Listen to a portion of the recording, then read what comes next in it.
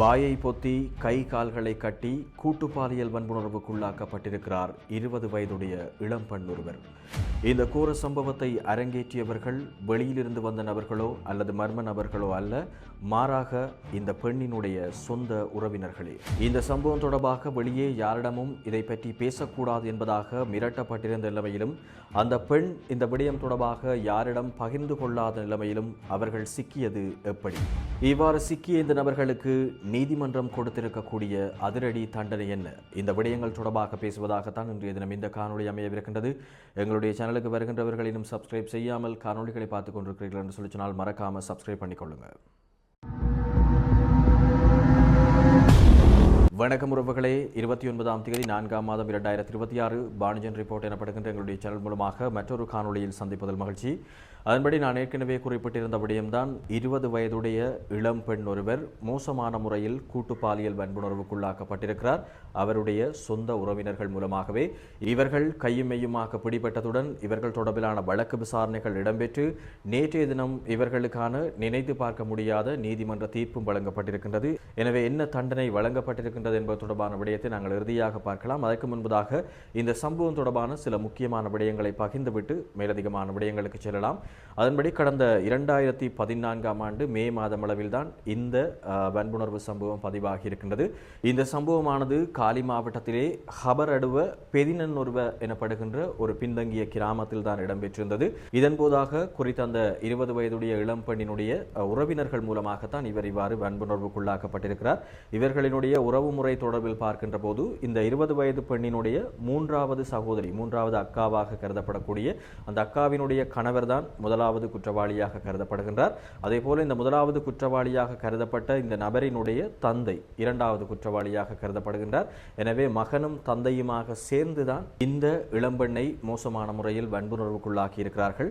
இந்த சம்பவம் தொடர்பாக மேலும் தெரிய வருகையில், மதிய நேரம் வேலையை முடித்துவிட்டு வீட்டுக்கு வந்த குறித்த அந்த நபர், அதாவது முதலாவது குற்றவாளியாக கருதப்பட்ட அந்த அக்காவினுடைய கணவர் வீட்டில் யாரும் இல்லாத தருணத்தில் அந்த யுவதியிடம் பணத்தை கொடுத்து கடைக்கு சென்று சில முக்கியமான பொருட்களை, வீட்டுக்கு தேவையான பொருட்களை வாங்கி வருமாறு பணிக்கின்றார்.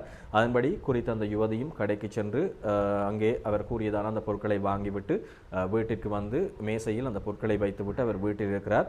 இதன் போதாக திடீரென குறித்த அந்த அக்காவினுடைய கணவர் இந்த யுவதியினுடைய வாயை பொற்றி அவரை தரதரவென வீட்டினுடைய அறைக்கு இழுத்துச் சென்று கட்டிலில் போட்டு அவருடைய கைகள் கால்கள் கட்டப்பட்ட நிலைமையில் வன்புணர்வுக்குள்ளாக்கி இருக்கிறார். அது மட்டுமல்லாமல் இவர் போடுகின்ற சத்தம் வெளியே கேட்கக்கூடாது, அந்த சத்தத்தை கேட்டு யாரும் வந்துவிடக்கூடாது என்பதற்காக அந்த யுவதியினுடைய வாயை பொற்றி இவ்வாறு மோசமான முறையில் ஈவிரக்கமின்றி வன்புணர்வுக்குள்ளாக்கி இருக்கிறார். இவரை தொடர்ந்து இவருடைய தந்தையும், அவருடைய வயது 64 என்பதாக கூறப்படுகின்றது, அவரும் மீண்டும் இவரை வன்புணர்வுக்குள்ளாக்கி இருக்கிறார் என்ற சம்பவம் தான் பெரும் அதிர்வலைகளை ஏற்படுத்தியிருந்தது. யோசித்து பாருங்கள், ஒரு 64 வயதுடைய இந்த கிழட்டு முதியவரும் இவ்வாறு இவரோடு சேர்ந்ததாக கூட்டு பாலியல் வன்புணர்வுக்கு உள்ளாக்கி இருக்கிறார் இந்த இளம்பெண்ணை.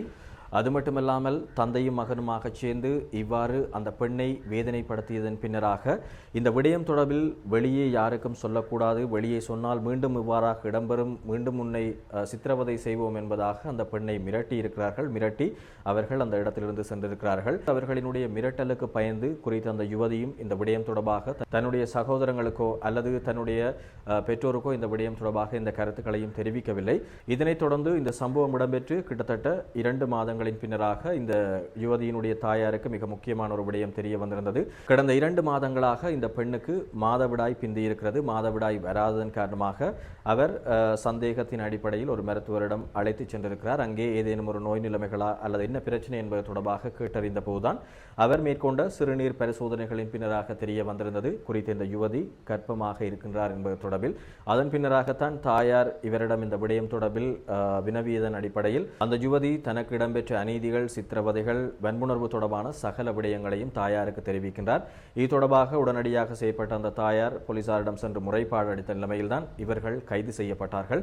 இதனைத் தொடர்ந்து கிட்டத்தட்ட 2014ஆம் ஆண்டு இடம்பெற்ற இந்த சம்பவம் இவ்வளவு காலமாக வழக்கு விசாரணைகள் இடம்பெற்றிருந்த நிலைமையில் நேற்றைய தினம் இவர்களுக்கான தீர்ப்பு அதிரடியாக வழங்கப்பட்டிருக்கின்றது. அதில் முதலாவது குற்றவாளியான மகனுக்கு இவர் ஏற்கனவே ஒரு கொலை முயற்சி சார்ந்த வழக்கில் இடம்பெற்றுக் கொண்டிருந்த நிலைமையில் 2 ஆண்டுகள் ஒத்திவைக்கப்பட்ட சிறை தண்டனை இவருக்கு வழங்கப்பட்டிருந்தது. அதன்படி இந்த வழக்குடன் சேர்த்ததாக இவருக்கு 20 ஆண்டுகால கடுங்காவல் சிறை தண்டனை வழங்கி நீதிமன்றம் அதிரடி தீர்ப்பை வழங்கியிருக்கின்றது. அது மட்டுமல்லாமல் இவருக்கு 15,000 ரூபாய் அபராதமும் அதேபோல பாதிக்கப்பட்ட அந்த யுவதிக்கு 5 லட்சம் ரூபாய் இழப்பீடும் வழங்க வேண்டும் என்பதாகவும் உத்தரவிடப்பட்டிருக்கின்றது. மேலும் இங்கே வழங்கப்பட்ட இந்த 15,000 ரூபாய் அபராதத்தை இவர் செலுத்த தவறுகின்ற பட்சத்தில் 3 மாத கால மேலதிக சிறை தண்டனையும் அதேபோல அந்த பெண்ணுக்கான 5 லட்சம் ரூபாய் இழப்பீடு வழங்கப்படாத பட்சத்தில் இவருக்கு மேலும் 6 மாத கால சிறை தண்டனையும் வழங்கப்படும் என்பதாகவும் உத்தரவிடப்பட்டிருக்கின்றது. அதேபோல இரண்டாவது குற்றவாளியான குறித்த இந்த மகனினுடைய தந்தையாருக்கு வழங்கப்பட்டிருக்கக்கூடிய தண்டனை என்னவென்று சொல்லி சொன்னால் 15 வருட கால கடுங்காவல் சிறை தண்டனை வழங்கப்பட்டிருப்பதுடன் 10,000 ரூபாய் அபராதமும் அதேபோல 5 லட்சம் ரூபாய் அந்த பெண்ணுக்கான இழப்பீடு வழங்கப்பட வேண்டும் என்பதாகவும் உத்தரவிடப்பட்டிருக்கின்றது. அதேபோல அந்த 10,000 ரூபாய் இழப்பீட்டை இவர் வழங்க தவறுகின்ற பட்சத்தில் மேலதிகமாக 2 மாத கால சிறை தண்டனையும் அதேபோல அந்த 5 லட்சம் ரூபாய் இழப்பீட்டை வழங்க தவறுகின்ற பட்சத்தில் 6 மாத கால மேலதிக சிறை தண்டனை வழங்கப்படும் என்பதாகவும் உத்தரவிடப்பட்டிருக்கின்றது. எனவே காலம் தாழ்த்திய நீண்ட விசாரணைகளின் பின்னரான ஒரு தீர்ப்பு வழங்கப்பட்டிருந்தாலும் குற்றவாளிகளுக்கு ஒரு சரியான தண்டனை வழங்கப்பட்டிருக்கின்றது என்பது நிச்சயமாக ஒரு வரவேற்கத்தக்க விடயமாகத்தான் இருக்கின்றது. அதே நேரம் மிக முக்கியமான விடயம் வேலியே பயிரை மேய்வதைப் போலாக இந்த பெண்ணுக்கு இவ்வாறானதொரு கொடூர சம்பவம் அரங்கேறி இருக்கிறது. யோசித்து பாருங்கள், சொந்த வீடுகளிலேயே சொந்த உறவினர்களாலேயே பெண்களுக்கு பாதுகாப்பு இல்லை என்று சொல்லி சொன்னால் வேறு நபர்களிடமிருந்து எவ்வாறு இவ்வாறான பாதுகாப்புகளை எதிர்பார்க்க முடியும்? எனவே அன்பு உறவுகளே, உங்களுடைய பிள்ளைகள் உங்களுடைய உறவுகள் தொடர்பில் சற்று எச்சரிக்கையோடு செயற்பட்டுக் கொள்ளுங்கள். காலம் கெட்டு போயிருக்கின்றது. எவர் மூலம் என்ன ஆபத்து வரும் என்று யாருக்குமே தெரியாமல் இருக்கின்றது. மேலும் இந்த காணொளியுடைய இறுதியில் நான் கேட்கக்கூடிய கேள்வி என்ன என்று சொல்லி சொன்னால், இவ்வாறு சொந்த உறவுகளுக்குள்ளேயே தங்களுடைய சொந்த உறவினர்களையே இவ்வாறு கொடூரமாக சீரழிக்கக்கூடிய இந்த அரக்கர்களுக்கு என்ன தண்டனை கொடுக்கலாம் என்பது தொடர்பில் நீங்கள் உங்களுடைய கருத்துக்களை கமெண்ட்ஸ் மூலமாக தெரிவியுங்கள். மற்றும் ஒரு காணொளி மூலமாக சந்திப்போம். நன்றி, வணக்கம் உறவுகளே.